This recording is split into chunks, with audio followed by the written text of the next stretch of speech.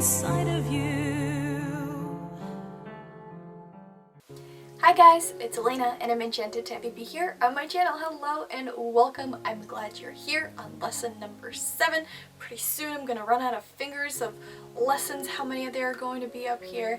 And if this is the first video which you have stumbled upon for my channel, I highly suggest that you start off with the introduction, which I will link up at the top, or at least with the first visualization exercise, which again I will either link at the top and definitely down in the description just to help guide you along the way.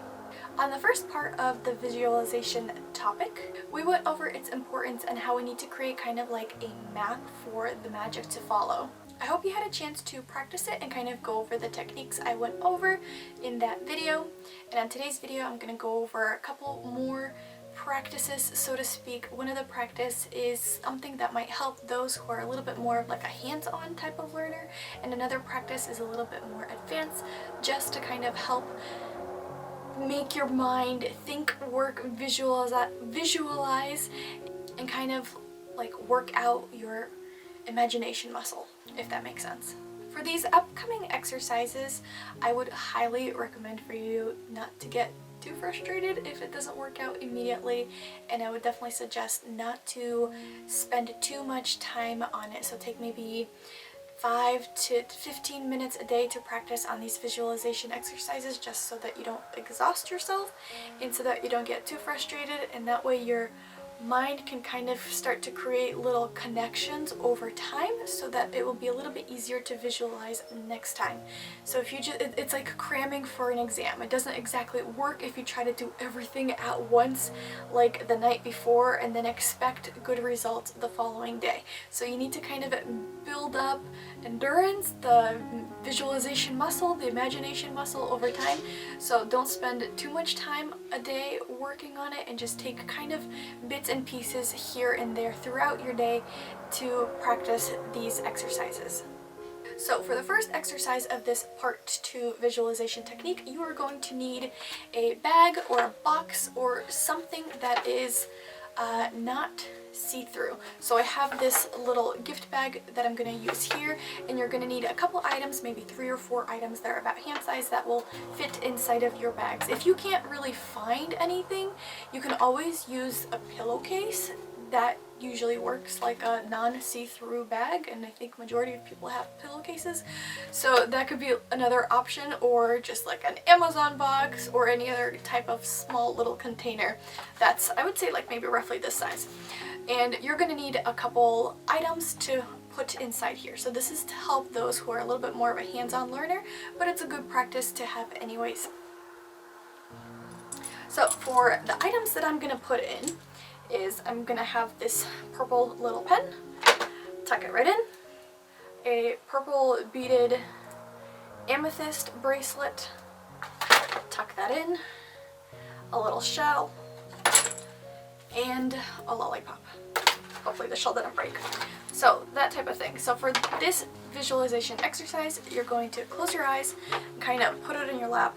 You're going to stick your hand inside the box with your eyes closed, or it really doesn't matter, closed or open. That's why the box or container or bag or whatever it is isn't see-through.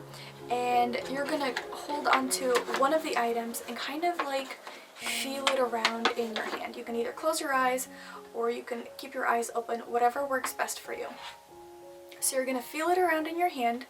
You're going to visualize the object. So the important part of it is to kind of combine your memory of the object alongside with your visualization of the object inside your mind's eye, if that makes sense, and it'll help build up your confidence and help work on that visualization muscle. So for instance, right now I'm holding the purple pen. I am moving it around in my hand, and I'm moving it around in my mind at the same time that I'm moving it around in my hand, if that makes sense. I'm visualizing its color, I'm visualizing its texture, I'm visualizing the metallic-y sheen of it. I can even click the pen open and I can imagine the same exact thing inside my mind happening inside kind of like the bag. So once I'm done fully visualizing the pen, I can move on to the next object. Let's see which one I'm gonna grab. Alright, so I grabbed the seashell. I'm picturing its colors, how it's kind of sandy brown, its textures, its little spots, and that type of thing, and just kind of visualizing it in my mind's eye as I'm holding the object in my hand, so to speak. Again, it's to help combine your memory of the item alongside with your visualization, and it kind of gives you a little bit of like a hands-on approach so that you're able to connect multiple senses together to help with your visualization. I hope that makes sense. So this is the first practice, and I would suggest you going through all of the objects at a time. Take your time. Pace yourself, don't get frustrated. It's okay if you don't see it the first time, it's okay if you don't see it in the second time. It's a practice. You have to build up your imagination muscle, so to speak. Another thing that you can do if you have mastered the little bag of items, you can have somebody else curate a couple items for you so that you don't see which ones are inside the bag. That way you can use just the texture of them and just the way that they feel to kind of visualize them in your mind and guess or use your intuition on the color and the exact item of what it is. So that's like a little bit more of an advanced step that you can take. It's a way that you can kind of quiz your intuition, so to speak, and it's another fun way to kind of help build up that visualization muscle. Okay, so let's try another visualization technique. It's also a hands-on approach, so to speak, but with no physical objects and nothing tangible of items. So it's just going to be full on your imagination, your visualization, and it's going to be a little bit more of a tougher practice. Depends on how your other practices went. So take a moment to take a deep breath, center yourself, relax your shoulders, and let's get on with the practice. I want you to place your hand out, palm up in front of you at about chest level, and close your eyes, and I want you to envision a candle on top of it. Now take a closer look at it. What color is the candle? What size is the candle?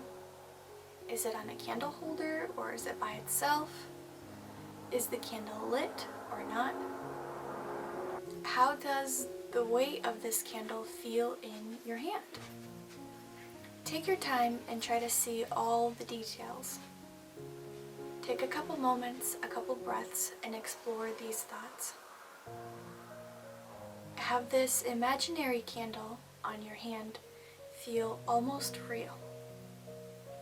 Next, I want you to open your eyes and still see the candle on your palm. This might take a few attempts to get at first, and if you can't see it there with your eyes open, just go ahead, close your eyes again, recenter yourself, and revisualize the candle on your palm in your mind's eye, and then try again to open your eyes and still see the candle on your palm. Be patient and don't get discouraged, don't get frustrated. It all takes time and practice. Once you get the hang of this part, you can move on to the next step. Now with your eyes open, I want you to light the candle if it wasn't lit already. Pay attention to how the flame moves. Is it steady? Does it flicker? Take your other hand and move it close. Do you feel the heat from the flame? Is the wax melting? Observe it for a few moments. Don't forget to breathe and not get frustrated if it doesn't happen immediately. Take your time and keep practicing this step until you're comfortable and you're ready to move on to the next one. While still visualizing the candle on your palm, I want you to take it and place it on the floor in front of you. So I'm going to pick up my candle and place it. Keep your eyes open and then return to your original position. Did the flame move as you moved with the candle? How does this perspective change the way your candle looks? How do the shadows look on the floor with the candlelight? Take a few moments to watch the candle burn and kind of observe how the environment interacts around it. For instance, shadows, is the candle smoking? Is the candle melting further? Just take a moment to breathe and just watch and observe your candle. Again, take a few moments until you're ready to move on to the next step. For the last part of this exercise, I want you to take a deep breath and blow your candle out. Envision your breath moving and interacting with the candle. How did the candle respond? Did it blow out? Is the flame gone, or did it just flicker? Was it difficult to combine your physical actions with the imaginary candle? Did you see the smoke rising from the candle after it was blown out? Again, take a few moments to just watch and observe your imaginary candle. Don't forget to record your progress as you go along the way with these practices and exercises. See which parts came easy for you, see which parts needed more practice. And for the sake of sounding like a broken record, don't get frustrated. It's okay if it didn't happen on your first try. It's okay if it didn't happen on your 10th try. This all takes practice, and it's just to help build your imagination muscles. So take the next day or two to just focus on solely this visualization practice. Just kind of get the hang of it and see how far you can go with the whole candle moving situation. Maybe you can change the candle to a different shape or a different color or a different object, maybe multiple candles, maybe hold two different ones. You could definitely play around with different alternatives to this visualization, but the whole point of it is just to help build your confidence and just to help with, again, that imagination muscle. As always, you are welcome to share your experiences down in the comments or in the Google Classroom, wherever you feel comfortable. And I hope you guys have a wonderful rest of the day, night, whatever time it is, and I'll see you on the next video. Bye!